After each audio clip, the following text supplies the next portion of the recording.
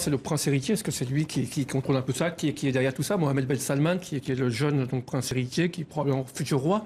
Effectivement, il y a un combat en termes d'image. C'est lui qui décide. Et d'ailleurs, la monarchie, le royaume a bien insisté en disant que c'était le roi qui octroyait le droit aux femmes de conduire. Ça n'a pas été dit. Voilà, après 30 ans de combat, parce que ça fait 30 ans qu'elles se battent pour pouvoir conduire, c'est un droit qui a été gagné. Il fallait surtout bien présenter ça comme le roi qui leur offre les choses. Et par ailleurs, il aurait été demandé quelques jours plus tard de ne pas célébrer trop fort, de ne pas faire trop de bruit autour de ça, parce que, voilà, imaginons, elles ont demandé le droit de conduire, peut-être que demain, elles vont demander le droit de vote, ça serait horrible.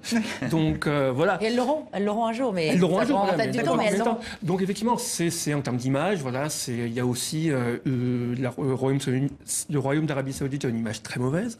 Ils sont engagés depuis quelques mois dans une sorte de duel à distance avec le Qatar, qui, lui, est passé maître dans l'art de maîtriser la communication et de se présenter comme extrêmement progressiste.